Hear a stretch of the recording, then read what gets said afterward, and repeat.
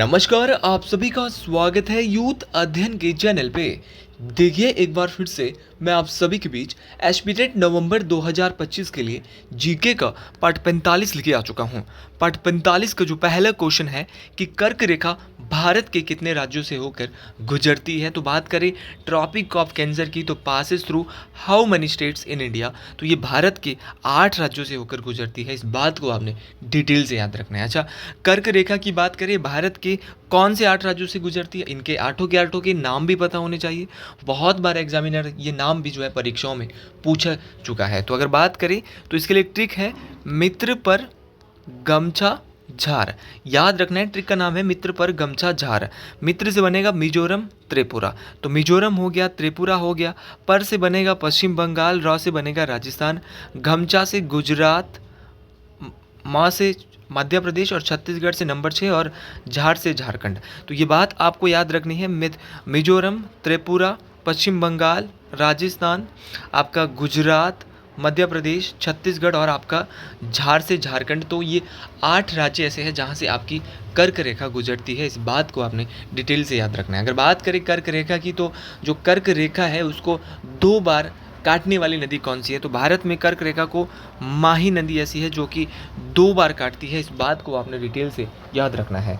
अच्छा, क्वेश्चन बहुत बार टेट परीक्षाओं में सीधा ये पूछा जाता है कि जो कर्क रेखा है उसका विस्तार सबसे ज़्यादा भारत के किस राज्य से है। तो सबसे ज़्यादा कर्क रेखा जो गुजरती है वो मध्य प्रदेश से गुजरती है। और अगर बात करें सबसे कम, तो सबसे कम ही गुजरती है राजस्थान से। ये दोनों क्वेश्चन भी आपको डिटेल से याद रखने हैं। अच्छा, क्वेश्चन पूछने वाला क्वेश्चन आपसे ये भी पूछ लेता है कि जो कर्क रेखा है वो कितने डिग्री अक्षांश में है। लेकिन उससे पहले अगर आप भी एस्पिरेट नवंबर में अपना एस्पिरेट क्वालिफाई करना चाहते हैं, अभी भी आपके पास बहुत सारे दिन बचे हैं, तो जुड़िए हमारे साथ। मात्र और मात्र 499 रुपीज़ में हम देंगे आपको इसमें लाइव प्लस रिकॉर्डेड क्लासेस जो आपको हमेशा कभी भी देख सकते हैं। साथ में फ्री हैंड रिटन नोट्स 7876145409। आप 499 मंथ में हमारे साथ मंथली जुड़ सकते हैं। 7876145409 और हमारे बैच का हिस्सा बन सकते हैं। देखिए, अगले क्वेश्चन की ओर बात करते हैं, लेकिन हम बात करें कि जो कर्क रेखा है वो कितने डिग्री अक्षांश में है। तो ये 23.5 डिग्री उत्तरी अक्षांश में स्थित है। इस बात को आपने डिटेल से याद रखना है। अगला क्वेश्चन है कि rise of the Maratha power नामक पुस्तक किसके द्वारा लिखी गई। तो किताब बहुत बार टेट परीक्षाओं में पूछी गई है कि who is the author of book rise of Maratha power. तो राइज ऑफ मराठा पावर की अब बात करें, ये किताब जो है वो महादेव गोविंद रनाडे के द्वारा लिखी जाती है। इस बात को आपने डिटेल से याद रखना है। अच्छा, महात्मा गांधी का नाम यहाँ पे ऑप्शन भी है। इनके द्वारा कौन कौन सी किताबें लिखी गई। तो इनके द्वारा कुछ इंपॉर्टेंट महत्वपूर्ण किताबें, जैसे कि आपका हिंद स्वराज, बहुत बार पूछा जाता है कि हिंद स्वराज के लेखक कौन है, आपके महात्मा गांधी है। आपका जो ग्राम स्वराज है ये भी महात्मा गांधी के द्वारा। तो हिंद स्वराज, ग्राम स्वराज, दोनों की दोनों किताबें महात्मा गांधी ने लिखी है। अच्छा, एक किताब है माई एक्सपेरिमेंट विद ट्रूथ। तो माई एक्सपेरिमेंट विद ट्रूथ ये किताब भी महात्मा गांधी के द्वारा ही लिखी गई है। आपकी एक बुक है सत्याग्रह इन साउथ अफ्रीका। तो सत्याग्रह इन साउथ अफ्रीका बुक भी गांधी जी ने लिखी है। और इंडिया ऑफ माई ड्रीम किताब भी जो है वो आपके महात्मा गांधी जी के द्वारा ही लिखी गई है। तो एम के गांधी की सारी किताबें, और एक है young India, Hind Swaraj, Gram Swaraj, my experiment with truth, ये सारी की सारी किताबें महात्मा गांधी, मोहनदास करमचंद गांधी के द्वारा लिखी गई है। अच्छा, अगला नाम यहाँ पे है रविंद्रनाथ टैगोर। भाई इनके द्वारा भी बहुत सारी बुक्सें अक्सर लिखी गई थी। अगर बात करें रविंद्रनाथ टैगोर की, तो इनके द्वारा लिखी गई है चित्रगंधा, बहुत इंपॉर्टेंट है। चित्रगंधा के अलावा इनके द्वारा लिखी गई है गीतांजलि। तो गीतांजलि भी इन्होंने लिखी है, चित्रगंधा भी इनके द्वारा ही लिखी गई है। आपका इनके द्वारा जो है एक विसर्जन जो है वो किसकी एक बुक है। तो याद रखना, विसर्जन की जो रचना है वो भी किसके द्वारा, रविंद्रनाथ टैगोर के द्वारा की गई है। बात करें आपका गीतांजलि की, तो इस गीतांजलि के लिए इनको साहित्य के क्षेत्र में विश्व का सबसे बड़ा पुरस्कार, नोबेल पुरस्कार भी 1913 में मिल चुका है। ये क्वेश्चन भी आपसे बहुत बार क्वेश्चन पूछा जाता है। अच्छा, क्वेश्चन पूछने वाला क्वेश्चन पूछता है कि इसके अलावा रविंद्रनाथ टैगोर की और कौन कौन सी है। तो देखिए, चित्रगंधा है, गीतांजलि है, विसर्जन है, ये तीनों तो मैं आपको बता चुका हूँ। इसके अलावा है गार्डनर हो गया, गोरा हो गया, हुंगरी स्टोन्स हो गया, चंडालिका हो गया। तो याद रखना, गार्डनर, गोरा, हुंगरी स्टोन्स और चंडालिका, ये सारी किताबें भी किसकी है। तो बोलेंगे सर रविंद्रनाथ टैगोर की है। ये बात भी मोस्ट इम्पॉर्टेंट है। इसके अलावा एक नाम और है बाल गंगाधर तिलक। अगर बात करें बाल गंगाधर तिलक की, तो बाल गंगाधर तिलक के द्वारा बुक लिखी गई है गीता रहस्य। ये पूछी गई है परीक्षाओं में कि गीता रहस्य के राइटर कौन है, तो गीता रहस्य के राइटर कौन है, बाल गंगाधर तिलक है। और इसके अलावा एक इनके द्वारा और है, Arctic home in the Vedas. तो Arctic home in the Vedas ये पुस्तक भी किसकी है, तो ये भी आपकी बाल गंगाधर तिलक है। इस बात को आपने, और इनको ना लोकमान्य के नाम से जाना जाता था। तो भारत में लोकमान्य के नाम से किसको जाना जाता था, तो बाल गंगाधर तिलक को लोकमान्य भी कहा जाता था। इस बात को आपने डिटेल से याद रखना है। अच्छा, एक किताब और मैं आपको बताता हूँ कि एक किताब है जो बहुत ज़्यादा इम्पॉर्टेंट है कि इस किताब को किसने लिखा है, तो ये किताब जो है वो है आपकी सोवियत एशिया। तो सोवियत एशिया जो बुक लिखी है वो लिखी है पंडित जवाहरलाल नेहरू जी के द्वारा। अगला क्वेश्चन है कि भारत की सबसे पुरानी पर्वत श्रृंखला कौन सी है, which of the mountain ranges the oldest in India. देखिए, भारत की सबसे पुरानी पर्वत श्रृंखला है अरावली पर्वत श्रृंखला। और अरावली पर्वत श्रृंखला की बात करूँ तो मैं, ये 3 राज्यों में फैली हुई है। ये राजस्थान, आपका गुजरात और हरियाणा, 3 राज्यों में फैली हुई है। लेकिन इसका जो सबसे ज़्यादा जो विस्तार है अरावली पर्वत श्रृंखला का, वो किस राज्य में है, तो राजस्थान में। देखिए, हर पर्वत श्रृंखला की सबसे ऊंची चोटी होती है। तो जो अरावली पर्वत श्रृंखला है, इसकी जो सबसे ऊंची चोटी है वो है गुरु शिखर, जो कि राजस्थान की भी सबसे ऊंची चोटी है, और अरावली पर्वत श्रृंखला है उसकी भी सबसे ऊंची चोटी है। इसकी जो ऊंचाई है वो आपकी 17-22 मीटर है। इस बात को भी आपने डिटेल से याद रखना है। अच्छा, बात करिए आपकी नीलगिरी पर्वत श्रृंखला। नीलगिरी पर्वत श्रृंखला ये दक्षिण भारत की सबसे बड़ी पर्वत श्रृंखला है। और अगर बात करें इसकी सबसे ऊंची चोटी डोडा बेटा, तो नीलगिरी पर्वत श्रृंखला की संख्या जो सबसे ऊंची चोटी है वो डोडा बेटा है। डोडा बेटा की बात करें, इसकी हाइट 26-37 मीटर के आसपास है। और अगर बात करें डोडा बेटा की, तो डोडा बेटा जो है वो दक्षिण भारत की दूसरी सबसे ऊंची चोटी है, जो कि नीलगिरी पर्वत श्रृंखला की सबसे ऊंची चोटी है। क्वेश्चन ये भी पूछा जाता है कि जो सतपुड़ा पर्वत श्रृंखला है वो कहाँ पर है, तो सतपुड़ा पर्वत श्रृंखला मध्य प्रदेश में है। और सतपुड़ा जो माउंटेन रेंज है, इसकी सबसे ऊंची जो चोटी है उसका नाम क्या है, तो सतपुड़ा पर्वत श्रृंखला की जो सबसे ऊंची चोटी है इसका नाम है आपका धूपगढ़। क्या नाम है, तो धूपगढ़ आपको ज़रूर याद रखना है। और वो कौन सी पर्वत श्रृंखला है जो कि नर्मदा और ताप्ती नदी के बीच में है, तो वो आपकी सतपुड़ा पर्वत श्रृंखला है। तो सतपुड़ा पर्वत श्रृंखला, एक तरफ नर्मदा आ रही है, एक तरफ ताप्ती आ रही है। तो नर्मदा और ताप्ती नदियों के जो बीच में पर्वत श्रृंखला है वो आपकी सतपुड़ा माउंटेन रेंज है। इस बात को आपने डिटेल से याद रखना है। अगला क्वेश्चन है कि 2011 की जनगणना के अनुसार हिमाचल प्रदेश की साक्षरता दर क्या है। देखिए, इस क्वेश्चन को मल्टीपल बार हम पढ़ चुके हैं, मतलब इतने बार पढ़ चुके हैं कि अब आपको ये सुनते सुनते भी याद हो गया होगा, और सेम क्वेश्चन पेपर में आने वाला है। तो याद रखना, हिमाचल प्रदेश की जो साक्षरता दर है वो 82.80% थी। और अगर बात करें इसकी, तो ये 82.80% होने के साथ साथ आपको दूसरी बात यहाँ से याद रखनी है कि हिमाचल का वो कौन सा जिला था जिसकी साक्षरता दर सबसे ज़्यादा थी। कई किताबों में ये 83.78% भी होता है, लेकिन एग्जैक्ट बहुत सारी किताबों में 82.80% होता है। लेकिन बात करें आपके यहाँ पे हिमाचल का वो ऐसा जिला जिसकी साक्षरता दर, लिटरेसी रेट सबसे ज़्यादा है, ये क्वेश्चन बहुत बार पूछा गया है। तो याद रखना, हमीरपुर। तो हमीरपुर जो है इसकी साक्षरता दर सबसे ज़्यादा है। सर कितनी ज़्यादा है, तो 89.01% हमीरपुर की है। बोले सर बिल्कुल बेहतरीन तरीके से समझ गए। फिर क्वेश्चन ये पूछा जाता है कि हिमाचल का ऐसा जिला जो साक्षरता दर की दृष्टि से सबसे बड़ा जिला है, तो साक्षरता दर की दृष्टि से 73.19%। तो याद रखना है 73.19%। सबसे कम जो साक्षरता दर है वो किसकी है, वो चंबा की है। चंबा की कितनी है, तो चंबा की बात करें इसकी 73.19%। और सबसे ज़्यादा हमीरपुर की कितनी, 89%।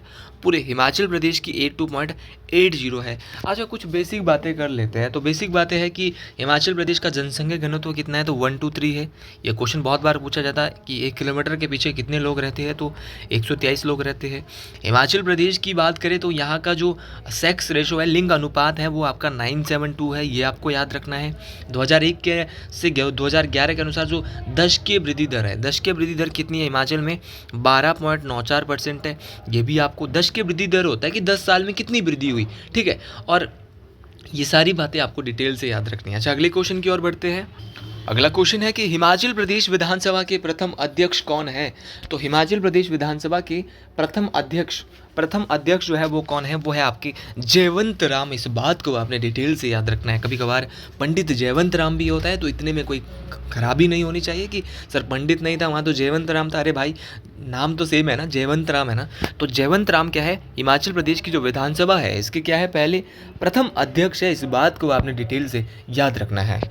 अच्छा, क्वेश्चन पूछने वाला क्वेश्चन आपसे ये भी पूछता है कि हिमाचल प्रदेश की पहली महिला विधानसभा स्पीकर कौन थी? तो देखो, विधानसभा स्पीकर तो पंडित जयवंत राम थे, लेकिन अगर महिला स्पीकर की बात करें तो महिला स्पीकर जो है विधानसभा की, उनका नाम है आपका विद्या स्टोक। क्या है? विद्या स्टोक।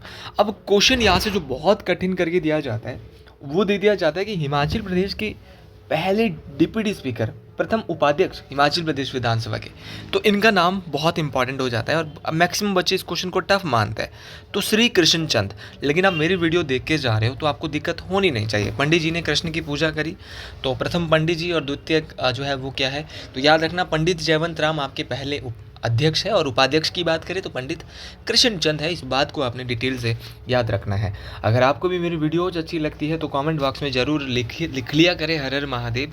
अच्छा, बात करें हिमाचल प्रदेश की, तो हिमाचल प्रदेश के वर्तमान में विधानसभा स्पीकर कौन है? तो कुलदीप सिंह पठानिया। जी हाँ, बिल्कुल, कुलदीप सिंह पठानिया क्या है? हिमाचल प्रदेश के वर्तमान में विधानसभा स्पीकर है। और अगर बात करें विधानसभा के उपाध्यक्ष की तो विनय कुमार क्या है? इस समय उपाध्यक्ष है। और अगर बात करें आपके अध्यक्ष की तो अध्यक्ष आपके कौन है?